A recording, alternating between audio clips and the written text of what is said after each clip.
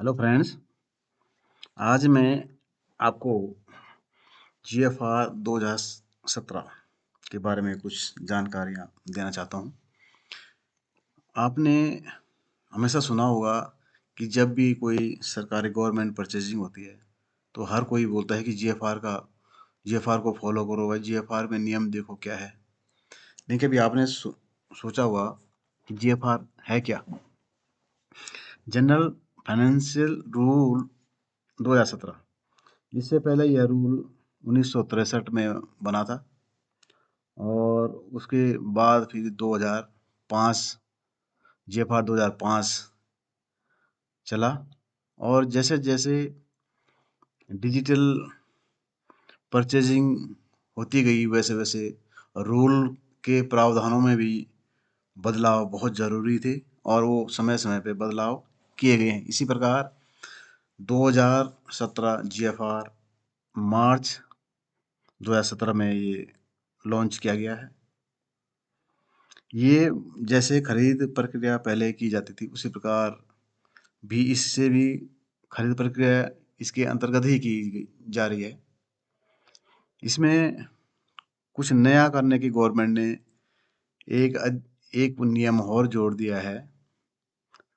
Government purchasing की transparency के लिए रूल 149 जैम को 2017 में लाया गया है।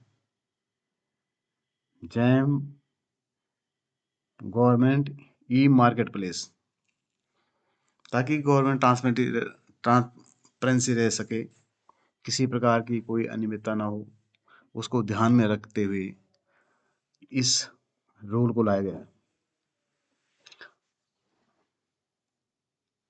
अभी मैं आपको जीएफआर 2017 इसके बारे में कुछ जनरल नॉलेज मोस्ट जो पॉइंट्स हैं वो आपके संज्ञान में लाना चाह रहा हूँ, क्योंकि जीएफआर को पूरा अगर मैं समझाने लग गया तो इसमें बहुत बड़ा वीडियो बन जाएगा, जो कि संभव नहीं है। इसलिए छोटे छोटे पार्ट में मैं आपको इसके बारे में बताऊंगा। सबसे पहले रूल नंबर 1 है इंट्रोडक्शन। ये rule GFR general financial rule 2017 है, इसका नाम है, और ये मार्च 2017 को लॉन्च किया है। रूल 2 में है डेफिनेशन है कि अकाउंट ऑफिसर, एडमिनिस्ट्रेशन, अप्रोप्रिएशन क्या होता है, ऑडिट ऑफिसर, कंपटेंट अथॉरिटी। ये जो भी बजट और जीएफआर से संबंधित जो भी डिफिनेशन है सारे इसमें मिलेंगे। हेड ऑफिस मिलेगा, एचओडी मिलेगा, हेड ऑफ डिपार्टमेंट मिलेगा, लोकल फंड क्या होता है, नॉन रिकरिंग एक्सपेंडिचर क्या होता है, रिकरिंग क्या क्या होता है, इस प्रकार के सारे डेफिनेशन इसमें रूल 2 में आएंगे। इससे आगे चलेंगे हम रूल नंबर 30 30 में आता है lapse of sanction. Lapse of sanction का मतलब यहाँ पे यह है कि एक फाइनेंशियल ईयर में हमने जो सैंक्शन जारी की है, अगर वो फाइनेंशियल ईयर समाप्त होने से पहले हमने जो भी सामान आइटम मंगाए हैं अगर वो इस्तेमाल हो गया ठीक है, नहीं हुआ तो क्या होता, कुछ आइटम छूट गए हैं तो क्या हुआ, उस कंडीशन में वो लैप्स ऑफ सैंक्शन, मतलब जो हमने सामान नहीं खरीदा गया है तो उस कंडीशन में उसको लैप्स ऑफ सैंक्शन माना जाता है। उस कंडीशन में क्या करते हैं कि नेक्स्ट ईयर में जैसे फाइनेंशियल क्लोज हो जाता है तो नेक्स्ट ईयर में फिर सैंक्शन लेनी पड़ती है, क्योंकि वो सैंक्शन जो जारी की गई थी वो एक पार्टिकुलर फाइनेंशियल ईयर के लिए सैंक्शन जारी की गई थी, इसलिए उस सैंक्शन को रद्द करना पड़ता है। इसी प्रकार कभी भी इस प्रकार की कोई केस सामने आते हैं तो वो उस सैंक्शन को रद्द किया जाए। अगर कुछ आइटम खरीद ली गई हैं या कुछ आइटम उसमें रह गई हैं तो उन आइटमों के जो नेक्स्ट आइटम जो खरीद के किए जाने हैं उनके लिए ही उसको रद्द समझा जाए। इस प्रकार का एक सैंक्शन जारी की जानी आवश्यक है। Rule number 33 report of losses. आपने देखा होगा कि गवर्नमेंट की प्रॉपर्टी कभी भी लॉस होती है तो उसकी सूचना संबंधित अकाउंट ऑफिसर या A G I, principal accountant officer, statutory audit officer, उनको देनी पड़ती है। और इसी कंटिन्यूस में जब भी गवर्नमेंट प्रॉपर्टी लॉस होती है तो सीवाई कंडक्ट करनी पड़ती है, क्योंकि सीवाई से फैक्ट ऑफ फाइंड निकालना पड़ता है कि क्यों ये लॉस हुआ, किसके कारण हुआ, या एक्चुअल में ये यूज होने के कारण हुआ या किसी के गलत इस्तेमाल करने से हुआ। ये सारी चीज़ें फैक्ट ऑफ फाइंडिंग सीवाई के माध्यम से निकालने के उपरांत ही इसमें लास्ट डिसीजन दिया जाता है कि कौन डिफॉल्टर है या ये गवर्नमेंट द्वारा वहन किया जाएगा। इस प्रकार के जो भी लॉसेस होंगे उसमें ये रिपोर्ट भी की जानी जरूरी है और सीवाई भी की जानी आवश्यक है। इसके लिए प्रत्येक विभाग ने अपने अपने विभागों के लिए अलग से पावर जनरेट कर रखे हैं, इशू कर रखे हैं कि कौन से पद के लिए कौन सी पावरें इस्तेमाल होंगी, कमांडेंट कौन सी पावर इस्तेमाल, कमांडेंट के कौन सी पावर, डीआईजी के लिए, आईजी के लिए, डीजी कौन से पावर इस्तेमाल करेंगे। इसी प्रकार ये पावर इस्तेमाल की जाती है। नेक्स्ट है 33(2). 33(2) में case of involving serious irregulatory shall be brought to notice. अगर किसी के द्वारा गवर्नमेंट परचेजिंग में सीरियस इरेगुलेटरी अनियमितता अगर किसी की नोटिस में आती है तो उसकी सूचना फाइनेंशियल एडवाइजर और चीफ अकाउंटिंग अथॉरिटी को, मिनिस्ट्री ऑफ डिफेंस या मिनिस्ट्री ऑफ डिपार्टमेंट कंसर्न को या कंट्रोलिंग जनरल ऑफ अकाउंट को देनी पड़ती है, क्योंकि उस कंडीशन में संबंधित के विरुद्ध डिसिप्लिनरी एक्शन भी किया जाना अपेक्षित रहता है। नेक्स्ट है रूल 65।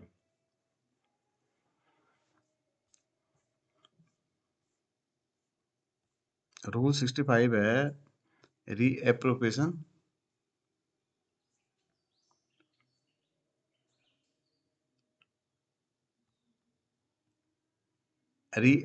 Of fund. इसमें रूल 65 1, 2, 3 और 4 इस सभी में ये दिया गया है कि आप कंपटेंट अथॉरिटी अपनी सुविधा के अनुसार, अपने बजट के अनुसार any time financial year close होने से पहले किसी भी फंड में रीएप्रोप्रिएशन कर सकता है। इसलिए यहाँ पे एक क्लोज दिया गया है कि रीएप्रोप्रिएशन फंड कर सकते हैं अगर फाइनेंशियल ईयर क्लोज नहीं, फाइनेंशियल ईयर क्लोज होने के बाद इसमें कोई भी बदलाव नहीं किया जा सकता है। नेक्स्ट है रूल 144। रूल 144 है जनरल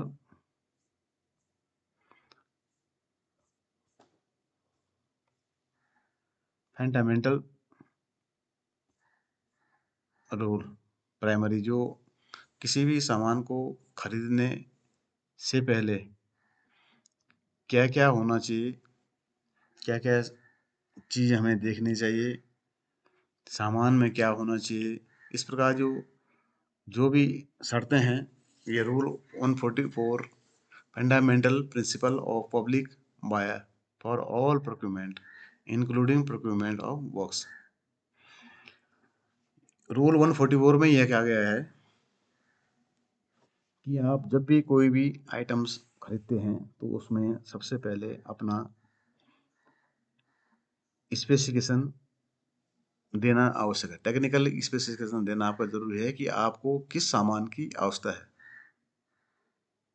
अदरवाइज सामान आपको जिसकी ज़रूरत है वो सामान नहीं है तो उसका मिसयूज गवर्नमेंट फंड की मिसयूज होने के आलोक में ये जरूरी है कि उसका स्पेसिफिकेशन पहले निर्धारित किया जाए। प्रपोजल बनाते समय कभी भी उसमें ब्रांड और किसी कंपनी, ट्रेडमार्क आदि का नाम न लिखा होना चाहिए। आप किसी भी ब्रांड को इंडिकेट नहीं कर सकते हैं। आगे है आप उसकी क्वालिटी। किसी भी सामान को आपने लेना है तो उसको बेस्ट क्वालिटी में ही खरीदा जाए और सामान की बेस्ट क्वालिटी के साथ साथ उसके प्रीवियस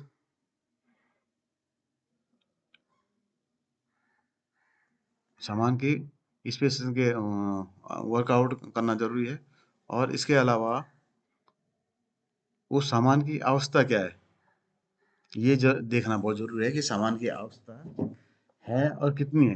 अगर जो सामान जरूरी है पहले वही सामान ही खरीदा जाए। सामान खरीदते समय कोई भी आइटम खरीद सकते हैं उसकी LPP last purchase of price देखना जरूरी है। किसके लास्ट परचेज ऑफ प्राइस कब है, किसी ने भी जो खरीदा हो तो उसका लास्ट परचेज ऑफ प्राइस लिया जाना जरूरी है और जिससे उसके रिजनेबल रेट मिल सके। क्योंकि किसी ने जो खरीदा हुआ तो उसका रेट वहाँ से और दूसरा जब हम साइट पे जाएंगे जैम से खरीदें या DGSND रेट कॉन्ट्रैक्ट के माध्यम से जब भी खरीद रहे हैं तो वहाँ पे उसका रेट फिर क्या होगा, काउंटर चेक हो जाएगा। इससे क्या होगा उसका सही रेट हमको मिल जाएगा।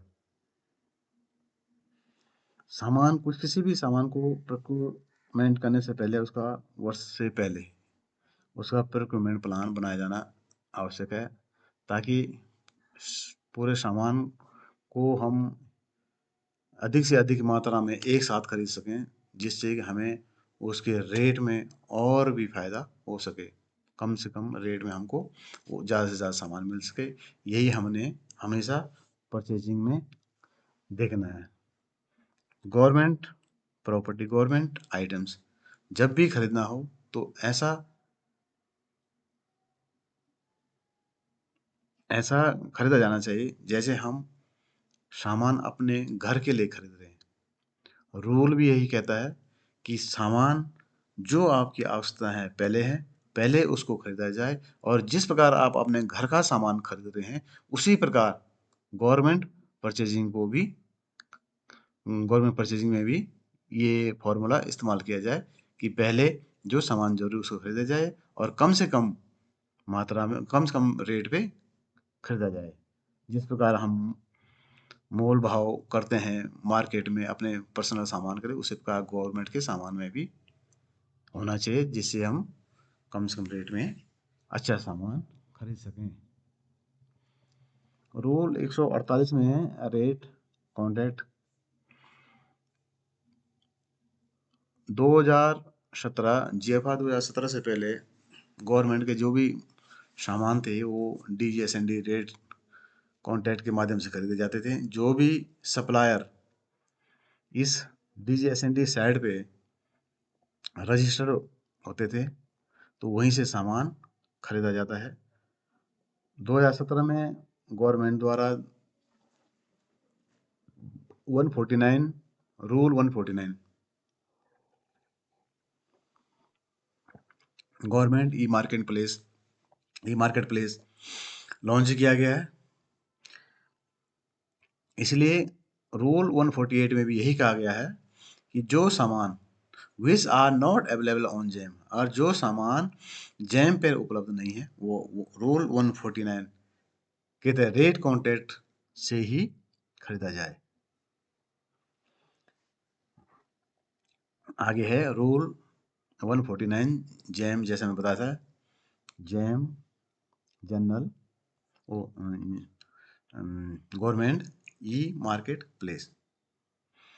जैम के माध्यम से 25,000 तक डायरेक्ट परचेज और 25,000 से 2.5 लाख तक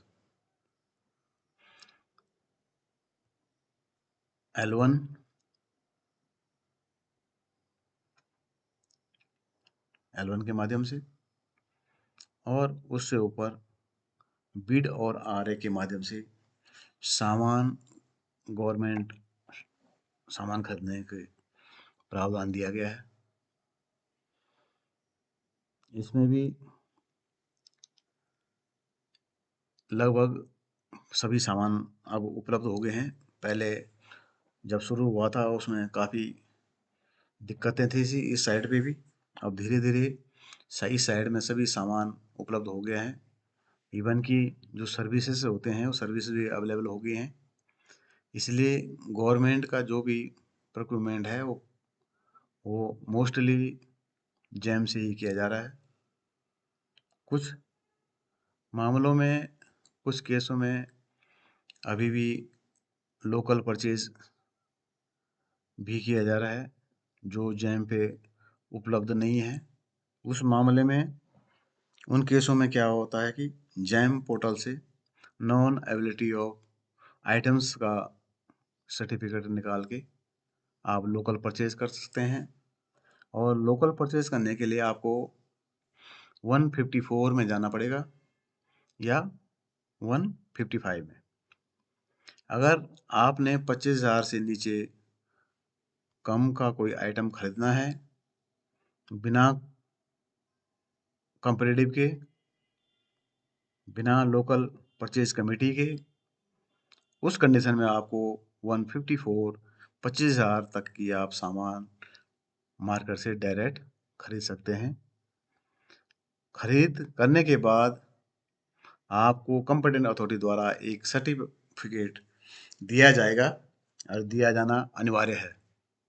I am personally satisfied that these goods purchased are of the requisite quantity and specification and have been purchased from a reliable supplier at a reasonable price। यह है रूल 144 का सर्टिफिकेट। और rule 155 में 25,000 से 2.5 लाख तक की जो परचेजिंग है वो इसे लोकल परचेज कमेटी के माध्यम से की जाती है। इसमें 3 मेंबर होने ज़रूरी हैं। जो लोकल परचेज कमेटी कंस्टिट्यूट की जाएगी, 3 मेंबर, कम से कम 3 मेंबर इसमें होने ज़रूरी हैं। 3 मेंबरों के माध्यम से मार्केट से कोटेशन कलेक्ट की जाएगी। देन उनका कंपैरेटिव बनाया जाएगा और जो सबसे लोएस्ट होगा वो उसको बोर्ड द्वारा रिकमेंड किया जाएगा किसी भी आइटम की खरीद के लिए। ये ध्यान रखा जाए इस सैंक्शन में बिल के साथ अवश्य है कि वो सभी प्रकार के कोटेशन सभी बोर्ड के द्वारा हस्ताक्षरित होने अनिवार्य है और बोर्ड प्रोसीडिंग के अंतिम लाइन, अंतिम पैरा में सर्टिफिकेट कॉम्पिटेंट अथॉरिटी का सर्टिफिकेट भी दिया जाना आवश्यक है, जो ये सामने दिया गया है। नेक्स्ट है 157। 157 में ये कहा गया है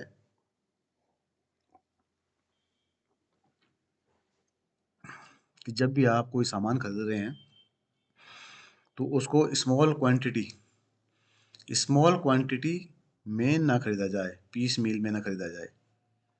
क्यों? ये ऑब्जेक्शन है। इसको अवॉइड किया जाए, छोटे छोटे टुकड़ों में सामान, कम मात्रा में सामान न खरीदा जाए। इसे गवर्नमेंट फंड की क्षति होती है, इसलिए ये ऑब्जेक्शन दिया गया है। इसे जो भी सामान खरीदना है, इसीलिए कहते हैं कि साल के शुरू में प्रोक्योरमेंट प्लान बनाना आवश्यक है। प्रोक्योरमेंट प्लान के माध्यम से जितने भी हमारी डिमांड है वो साल के दौरान एक बार बन जाती है, तो उसके बाद हमें उसको बल्क में खरीद सकते हैं। कोई भी आइटम को बल्क में खरीदने से क्या होगा कि रेट हमको सही मिलेंगे और क्वांटिटी ज़्यादा मिलेगी। इसलिए रूल 157 ये कहता है कि आप पीस मील, स्मॉल क्वांटिटी और पीस मील खरीदने से अवॉइड करें। रूल 158 से रूल 167, इसमें purchase of goods obtaining bid के माध्यम से कैसे कैसे आपके द्वारा सामान खरीदा जाना है। पहले टेंडर किए जाते थे, एडवर्टाइज टेंडर किया जाए, लिमिटेड टेंडर, 2 स्टेज बिडिंग होता है, सिंगल टेंडर एक इंक्वायरी होता था, इलेक्ट्रॉनिक रिवर्स ऑक्शन होता था। इस ये सारे जो प्रोसीजर हैं वो 100 रूल 158 से 167 तक दिए गए हैं। नेक्स्ट 168 में आपको दिया जाएगा, आपको बताया जा रहा है बिडिंग डॉक्यूमेंट। आपको बिडिंग के डॉक्यूमेंट क्या क्या होने चाहिए, ये 168 रूल 168 में दिया गया है क्या क्या डॉक्यूमेंट होने चाहिए। नेक्स्ट है rule 170 bid security. Bid security भी ली जानी आवश्यक है एज पर रूल। जैसे जैसे पहले टेंडर किए जाते थे तो टेंडरों में भी बिड सिक्योरिटी ली जाती थी।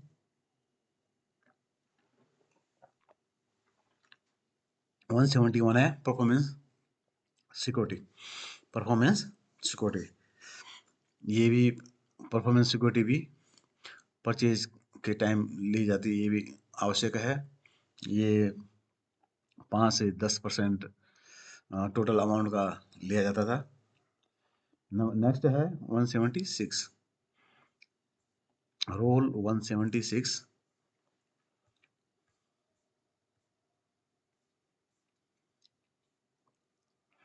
Buyback offer. ये रूल में भी ऐसा प्रावधान दिया गया है कि आप अगर आपके पास कोई ओल्ड आइटम्स हैं और आप उसी के बदले नए आइटम लेना चाह रहे हैं तो आपका ओल्ड आइटम वो कंपनी ले लेती है और उसमें जो भी प्राइस का डिफरेंसेस होता है वो हमसे लिया जाता है और वो बाई बैक ऑफर में वो सामान भी चला जाता है। इससे क्या होता है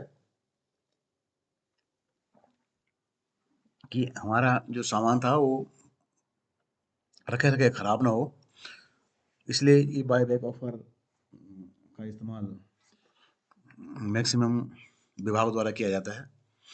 जहाँ तक ये इसमें ज़्यादातर बैटरियाँ जाती हैं, गाड़ियों की जो बैटरियाँ होती हैं उनको बाई बैक ऑफर में परचेज किया जाता है और इसलिए अच्छा प्राइस हमको मिल जाता है।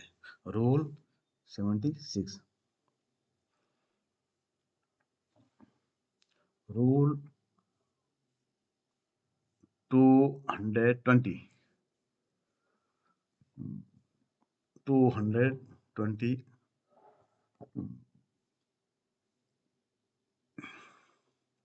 Disposal through auction. जो भी सामान हमारा निष्प्रयोजित हो जाता है, जिस आइटम्स की लाइफ पूरी हो जाती है तो उसको उस लाइफ पूरा होने के बाद ऑक्शन किया जाता है, जिससे कुछ धनराशि, जो भी धनराशि मिलती है वो गवर्नमेंट अकाउंट में जाती है। इससे गवर्नमेंट को भी अर्निंग होती है, इसलिए इसका प्रावधान रखा गया है डिस्पोजल थ्रू ऑक्शन ऑक्शन के थ्रू। आजकल अभी ऑक्शन जो होता है, बड़े बड़े जो ऑक्शन है वो एमएसटीसी के द्वारा किए जाते हैं। शायद जीएफआर में इसका जिक्र नहीं होगा, तो एमएसटीसी अगर हो भी सकता है वैसे, एमएसटीसी के थ्रू इसका डिस्पोज ऑफ किया जाता है और ये सब ऑनलाइन किया जाता है। ऑनलाइन में हमें अपने आइटम्स को अपलोड करना पड़ता है, उसके बाद उनके रेट वह सब डालने पड़ते, फिर वहाँ वहाँ पे फर्म द्वारा अपने बोली लगाई जाती है, जो कितना सामान कितना रेट में क्या सामान बिका वो हमको डिस्प्ले हो जाता है और उसके अनुसार उसमें उसको उनको एक डेट दी जाती है कि इस एमएसटीसी द्वारा कि आप इस दौरान से इस टाइम से इस तिथि से इस तिथि के बीच में आप सामान को उठाएं। उससे पहले उनका धनराशि का जो भी अमाउंट था उसका सिक्योरिटी मनी और ये सारा ड्राफ्ट पहले कंसर्न ऑफिस में पहुंच जाते थे। तो ये है रूल 220। 223 है rule 223 223 power of right of. जैसे कि आपने देखा ही होगा, कभी भी गवर्नमेंट आइटम्स किसी ड्यूटी के दौरान खराब हो गया या टूट गया, किसी हथियार के कोई ट्रिगर टूट गया, पिन टूट गया, तो इस प्रकार के जो राइट ऑफ होते हैं, उस कंपटेंट अथॉरिटी को ये पावर दी गई है कि वो अपने विवेक से काम लें, देखें किसके गलती से टूटा है या ये ड्यूटी के दौरान ही टूटा है, तो उसको उसी के अनुसार ही उसके सिवाय कंडक्ट की जाती है, या अगर कम अमाउंट का है तो कंसर्न स्पेशलिस्ट जो होता है, चाहे वो हथियार के मामले में हो, चाहे अन्य इक्विपमेंट के मामले हो, तो उनके रिकमेंडेशन के अनुसार ही कंपटेंट अथॉरिटी द्वारा ये पावर का इस्तेमाल कर उसको राइट ऑफ किया जाता है और नेक्स्ट आइटम उसकी जगह परचेज की जाती है। नेक्स्ट है 227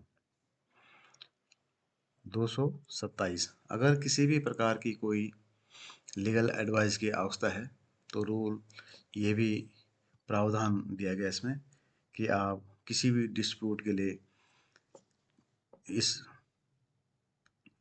किसी प्रकार का डिस्प्यूट होने के कारण आप लीगल एडवाइस ले सकते हैं। किसी के मामले में भी आप लीगल एडवाइस के लिए ये रूल बनाया गया।